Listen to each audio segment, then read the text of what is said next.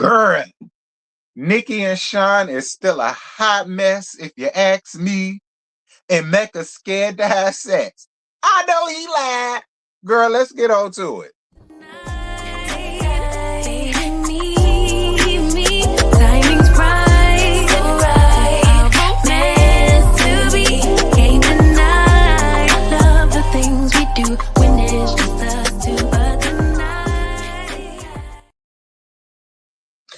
Good morning, good morning, good morning, good morning to everybody. Shout out to all of y'all that is here. We are back for another episode of Married at First Sight. I know I'm a little late, but I'm not gonna be late. Okay, I'm gonna get these out as much as I can because I'm enjoying this season thus far. This is my first time reviewing this show, and I do understand that y'all aren't used to it just yet, and I'm not in the algorithm, but it's all right. All right. Because everybody finna catch up. If you're new here, please make sure to like, share, hype up this video, and most importantly, if you have not subscribed, okay, please go on ahead and subscribe. I'm on 26.1K, and I would love to get to 27K before the new year, girl. So help me out by getting there. Now, let's get on down to this episode, child. So it's 5 weeks until decision day, and Devon takes Caitlyn out on the water to go paddleboarding and whatnot. And they have a small little picnic out on the docks with Devon's dog and whatnot. And they talk about the group dinner from the night before and how nervous they both was about opening up to everybody else that's in the group. But they're glad that they did because they both felt like they needed it. Listen, I ain't necessarily got no problems with Caitlyn and Devon. They're definitely opposites, and opposites do attract. So maybe this is just one of them things where they have to learn how to learn one another and give each other the chance and the space to want to learn one another. And I hope they can work out. Like, I don't have a problem with Caitlyn, and I don't have a problem with Devon. I got a problem with Devon's hairstyle choices, but other than that, I ain't necessarily got no problems with Devon, and I ain't got no problems with Caitlyn. If I went to high school with Caitlyn, I probably like her. So I ain't got no problems with her. So, hopefully they can make it work out with one another. So Tori and Felipe have breakfast with his parents, and both of them really do seem to like Tori, and Tori seems to take to them as well. And Tori praises Felipe on how great he's been. So in Felipe's confessionals, he says that he has a fear that the passion is going to run out, and it's scary because he doesn't want to lose Tori. Listen, the passion can only leave if you take it away. Okay? The passion can only leave if you take it away. If y'all both got that kind of relationship with one another, I don't necessarily see the passion going nowhere.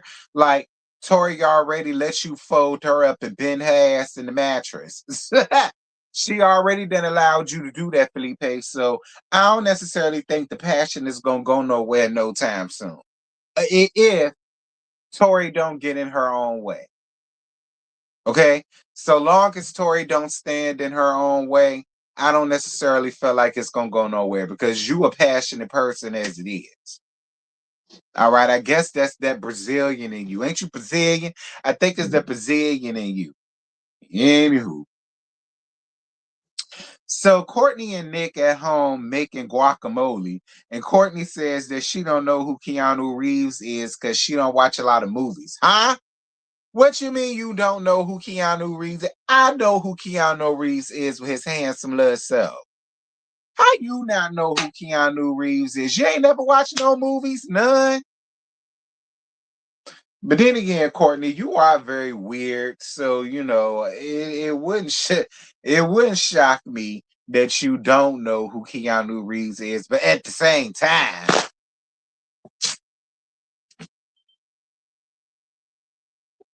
Nick says he doesn't know where he stands in this marriage because he feels like his feelings change daily. And listen, this is my opinion. I feel like the only reason why they're having the problems that they're having is honestly because of Courtney. I do. I honestly, personally, truly do feel like the reason why his feelings change, it really isn't because of him. It's because of Courtney. I feel like Courtney is a very damaged person. She's been damaged a lot in a lot of relationships, and you can tell it because she's in her own way. And we're going to get deeper into that in the last part of this episode because even her family feels the exact same way that I do, per se. And we'll talk about it when we get there. Just put a pin in it. We're going to be back to them. So Nikki and Sean meet with Paul for their damn therapy session. So Nikki says she's pissed. Sean is here to win. He's here to look good. He's here to charm the room. And she saw all of that play out down to the first dinner. He's not here to hold space for the person that he's married to, which is her. Nikki also says that in the past 12 days, when things aren't going well, she doesn't feel heard, seen, or respected in dialogue with him. She doesn't feel valued. Nikki, I'm going to give you my honest opinion. All right. And should you ever see this, Nikki, I don't want you to feel away, but if you do, I don't give a damn because I'm going to say how I feel. And Nikki, this is what I got for you, honey. Shut the fuck up. Shut the fuck up. Please. Okay, Nikki. Nikki, you're very selfish because you give me the type of person where only your feelings matter and only the way you feel matters and only the way a person made you feel matters. I can't stand people like that. I would love to know what your zodiac is. Because you giving a dingy, dirty Leo tease if you really want me to be honest, or one of them crabby ass cancers. Like that's really what you giving. I can't get with it. Or them raggedy, ratty ass Aquarius folk. That's really what you get. That's a nod to Scotty. Shout out to my bestie. But that's really what you giving. And Paul, I like you a lot. Okay? I like you a lot. And you real handsome and whatnot. But you is trying it. Because I kind of felt like you fed into that a little bit. And I don't know how you could feed into that when you're supposed to be the relationship expert. You a relationship expert to know that these two are not going to make it. These two do not need to be together. And these two will not stay married to one another. Because Nikki is just too involved in too caught up, in the fact of she feels like she's the prize because she's not attracted to him. So any and everything that he does and says is going to listen. Do Sean, I said it before and I'm going to keep saying it till I'm blue in the face. Do Sean have his things? Yes, he does. Can Sean be a pint-sized, pretentious little wench in a suit? Yes, he can. Most definitely. I see the things that she see in Sean, but at the same token, I also see Nikki. And I see Nikki for her works. And Sean is not the only culprit when it comes down to their relationship. And Paul, you know that. But see, I get it. I get it. This is a reality show at the end of the day. And at the end of the day, we got to have our drama. Totally understand, Paul. It ain't all on you, but I don't feel like you gave Nikki her full just due. I'm gonna be honest. I don't feel like you stepped on Nikki's neck the way that you were supposed to step and stomp on Nikki's neck. I'm gonna be honest. I am. And I felt like if it was Dr. Lisa would have said something. No shade.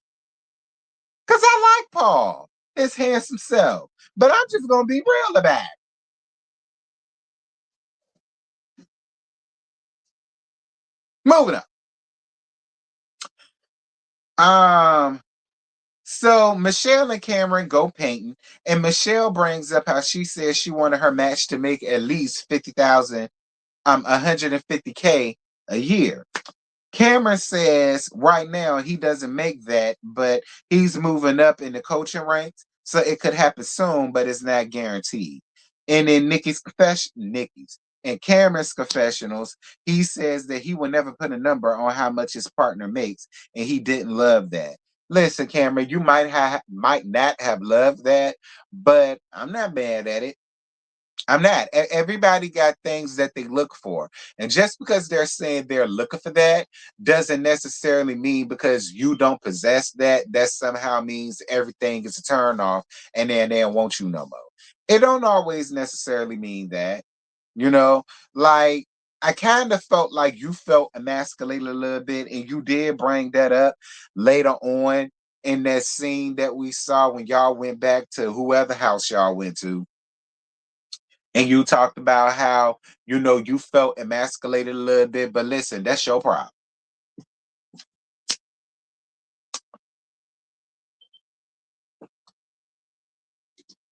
Listen, I ain't saying I'm a gold digger, but I ain't messing with no broke nigga either.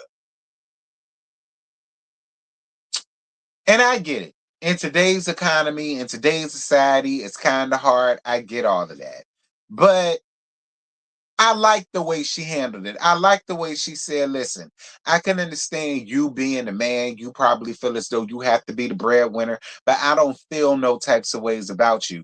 And I believe Michelle because I could tell by the way Michelle looks at you and by the way she carries herself around you, she likes you. And it really isn't a big deal to her if you don't make as much as she would like for you to make. I feel like you make up for that in other ways that suits her. So don't stand in your own way because you want to feel emasculated because you the man and you got to make this, that thing, and the other. Listen, this ain't the 1920s, 30s, 40s, 50s, or even the 60s. We're living in a day and age when women are getting up and getting it on their own. At least you have a job. At least you can contribute to the household. At least it's not a situation where you don't have nothing and she's carrying everything. Look at it in that way. Don't feel like you just gotta make more than she do because you the man. Like, I can't stand when y'all feel like that. At least you have a job and you can contribute to the household. That would be my main thing that I would be concerned about, that you're contributing and it's not all on me. See, if it was all on me, that's one thing. And nothing about Michelle make me feel like she dominant. Okay. Everything about her make me feel like she real feminine and dainty like. So you ain't even got that to worry about, friend. Relax. Moving on. Bella, y'all know Bella Joy, and Mecca had a therapy session with Dr. Lisa. So Mecca brings up how during the honeymoon, he asks, do either one of them feel like they're more attracted to the other? Excuse me. Dr. Lisa says that was a horrible question. He admits that it was a horrible question. He could have kept that to himself, and he apologizes to Bella for doing that. Bella says that she told him that he doesn't have to hold back from anything, basically giving him the green light to basically, if he wants to put her ass through the mattress, he got the green light. Okay. She ready to go right now. Mecca says that he has sexual anxiety and it's harder for him to initiate things with a new partner because he doesn't know whether they're going to be acceptive of what he doing. And I get that, Mecca, but she just told you in the therapy session, put her ass through the mattress. She her for it all, nigga. What more do you want? What more is she supposed to say? And Mecca, you look like you know how to fuck. So I don't understand what the problem is, bruh. Get up out your feelings. Put her ass through the mattress. That's what she want, Mecca. Listen, Mecca. I'm 38 years old. I've been gay all my life, and all my homegirls been just that. Homegirls since elementary school. That was all I was around. Girls, girls, girls, girls. I do adore, but not in that way. And when they're telling you something, y'all men need to listen. She done came out and said it flat out, nigga. If you want to pick me up and throw me in the closet, do so. Now, Mecca, I'm gonna need you to get it together. I don't know how much more she's supposed to tell you what she want now.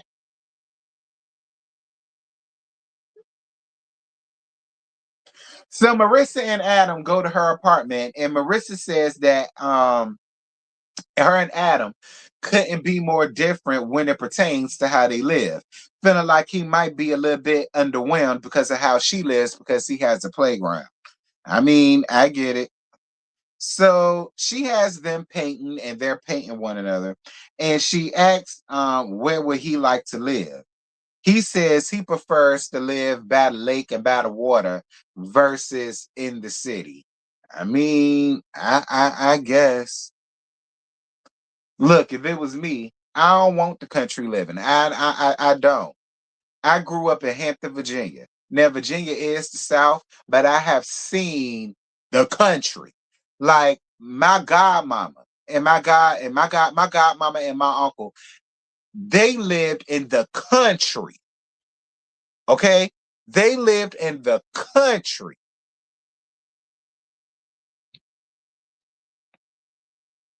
where it was only two neighbors, two houses of where they lived at. It was two houses. And the rest of it ain't nothing but cornfields, cotton fields, woods, and shit like that. Like it wasn't the city. I grew up in the city. I grew up in Newport News City, and then I finished my life down in the Hampton City. It's cities. Cities. So it's a completely different thing. All right. I don't necessarily want to live like that. I don't. To where I only got two neighbors, and then the next neighbors is yards away. And all you driving by are cotton fields and cornfields and seeing tumbleweeds going by. You got to drive 30 minutes to get to the nearest city just to go to a Walmart or a corner store. Like, I know what that's like because I grew up going to my godmama house a lot. So I know what that's like. It's a completely different thing. And I don't want to live like that. I don't. I don't. Give me a good city, honey, where I'm around everything. Do you like I live now? So, girl, I told y'all they was painting each other, right? And she painted him real good. She painted him real good. Girl, look at his painting of her. Like,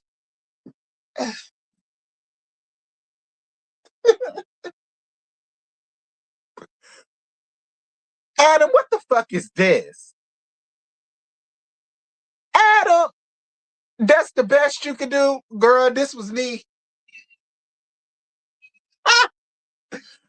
Girl, that was me. Because Adam, Adam, Adam,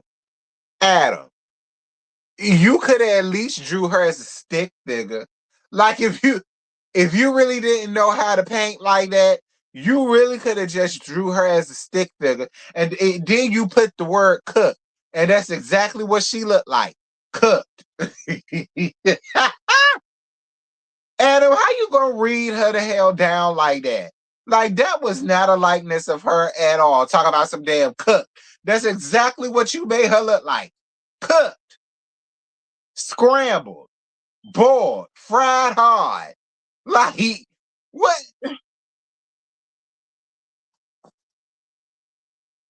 Adam, you tried it anyway. Moving on. So Nick Nack, Paddywhack, and Sean have dinner at home, and they had a pretty decent conversation. They did. They had a pretty decent conversation. It looked like it went well. She didn't get annoyed with him. He didn't have to pull back just to appease her. So I mean, I guess. But I do not see it for Nick Nack and Sean. I don't. I do not see it for neither one of them. I don't. And somebody told me that Sean already wrote a book. He wrote a book and he putting it out. Look, Sean, is that the whole sole purpose why you came on this show to promote your book? Is that why you came up here to promote your pamphlet? Is that what's going on, Sean? Let me see if I can find it right quick. Hold on, because I saw it on Instagram. Let me go to my friend. I think I saw it on my friend thing. Reality recap. Hold on. Let me see.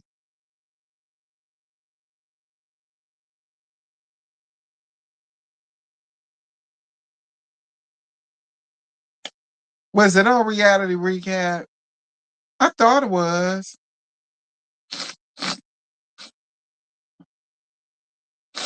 I'm sorry, y'all. I need to blow my nose. I thought it was. Yeah, it was. Here we go. A relationship expert book. But she got him in his tower, honey. Y'all, girl, y'all don't want to see that monstrosity. But I thought it was her who had the. Here we go. Coming soon. Flames of Love. Written by Sean, girl. Written by Sean. Flames of Love, written by Sean. Sean, you up here with a lady that don't even find herself attracted to you. She don't even like you, Sean. She don't. She don't even like you, Miss T. So you getting up here with a relationship book? A relationship book? Miss Sean, girl. Shut the fuck up. Shut the fuck up. Adam gives Marissa a massage, but his cat Blaze is all in the damn way. And Marissa said that it took the romance away because she's not a cat person. Listen, I guess Marissa, but I don't understand how the cat could take the romance away, but not your mangy ass mutt. Because he was also in the room. Look, let me tell you something. All pets need to be out the room before you decide to do anything intimate with me. Because I'm turned off completely when it's a dog in the room, a cat in the room, your goldfish marbles is in the room. Because I just feel like they're watching me. They're watching us. And I'm not into that. That's a little qualm I got. I'm not the type of person that could be intimate with anybody when they got pets walking around. Like, put your dogs and cats outside. Not outside, but in the living room or in the guest room or in the bathroom. Like, have them somewhere else. Like, if y'all drop that down in the chat to let me know are y'all like that, because I'm like that. Like, I cannot get intimate with Trade. Okay, I can't get intimate with LaFonz when he got his mutt walking around. I can't. But y'all let me know. Are y'all like that? Tell me in the comments. So Caitlyn and Devon meet with Caitlyn's friends for lunch, and his friend talked about how they're a lot like Caitlyn as far as not having to be up under their partners 24/7, 365. I already told y'all about that. Like, I'm the same way. I ain't got to be around you all day. As long as you bring your raggedy ass home at night, that's all I ask. Devin says his favorite trait about her is the way that she shows up for other people. Caitlyn says that her friends liking him is a big deal because if they didn't, it would cause her to have some reflection. And her friend talks about how his hair being dyed is kind of childish, and I agree with the friend when it comes to that. But Caitlyn, you really shouldn't give your friends all that power. All right. Because a lot of times your friends could not like your person simply out of jealousy and envy. You got to be careful of a lot of friends. And I do understand that one of your friends is married, so who would be jealous? But you don't know what they go through behind closed doors. All right. And I've seen that happen. I have seen people be in relationships and can't stand for that other friend to be in a relationship, so they will hate anything that their partner has going on. And then because they're so into their friendship, they will ruin their relationship while their friend is still sitting in a relationship and then you crying because you ain't in one no more. Like I don't give my friends, even my besties, that power over my relationship. If they don't like my person, that's fine. They ain't got to. So long as me and my person are cool and we have our understandings and I'm happy, then whatever my friends think really don't matter. And I'm just saying, Caitlyn, you can do what you want, but I wouldn't give my friends all that power to where just because they don't like them, now I'm sitting up reflecting on whether I want to be with them or not. Like I feel like giving your friends way too much. Okay? You are. You're giving your friends way too much, friend. My 2 cents. So Mecca and Bella get ready for bed, and Bella says that she does feels and sees that his attraction to her is growing. So Bella asks how many kids does he want. He says he wants 2. Hoping that they can make one tonight. I know that's right. So she says she wants 4. Girl, I know you lying. And Mecca got a big ass head. You want to push 4 of them noggins up out your cooch? 2 is reasonable. 4?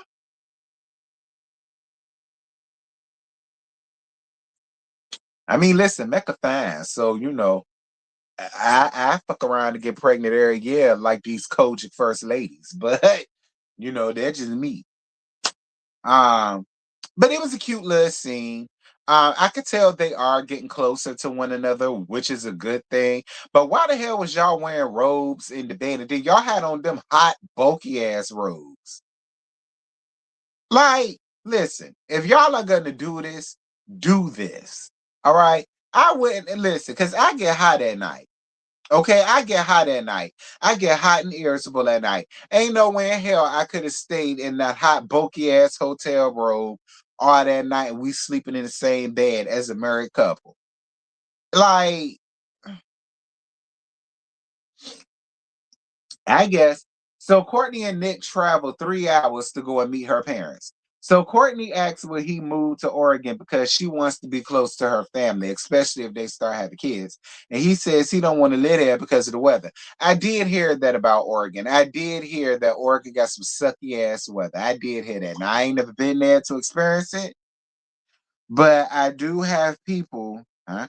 I do have people that live in Oregon that do say that Oregon weather could be some BS. I heard that. Okay, I did. I heard that. So walking up to to her parents' door, Courtney says, "Let's not hold hands because their parents will make fun of them." Huh? Yeah, like that's not weird or anything. Like, why would they make fun of y'all for being in love and holding hands? That's just a little bit weird for me. Could I be reading too much into it? Perhaps, but that's a little weird. Okay, if I'm being honest, that's a little weird. But I mean, okay. Only if you say so, Courtney. And Courtney, I met your parents, so I kind of feel like if they did say anything, it would be them just joking. You know, like I kind of felt like you taking it just a little bit too literally, my opinion. But I mean, okay. So Courtney tells her sister to grill Nick. Why? Listen, one thing about me, I don't want to be grilled by nobody, and I don't want to be asked 21 questions. This is not 50 Cent. Okay, this is not Curtis Jackson and 21 questions, and they all about us. Like I don't, and I've always been that. Don't grill me. And I'm the same way when it comes to my friends. When my friends meet LaFons, I don't want them grilling him either because it does nothing but makes that person feels uncomfortable. And it makes that person kind of feels like it's a setup. Like that's the only reason why they're meeting them or something. You know what I mean? Like, how do y'all feel about that? Like, did y'all want y'all friends to grill the person that y'all are with? I would love to know because myself personally, no, I don't want them to be grilled and I don't want them to grill him out of respect for him. I wouldn't want him to feel uncomfortable because it's not fair. But that's just me. Okay. That's subjective. I'm more than sure y'all will feel differently. Let me know how y'all feel about it. So Courtney says if they have kids, she will want to move to Oregon. Well, Courtney, it's not just about you.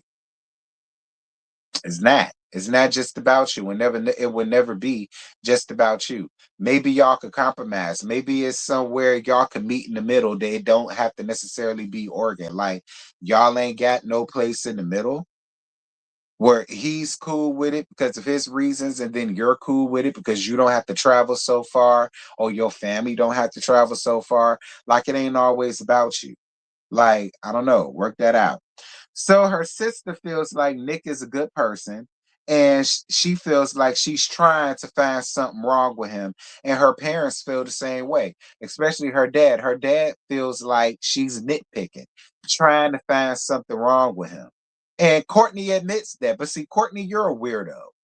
You are Courtney. Courtney, you're a weirdo. And you trying to place your weirdness all on Nick. Like, because see, you want Nick to be the problem, but Nick is not the problem.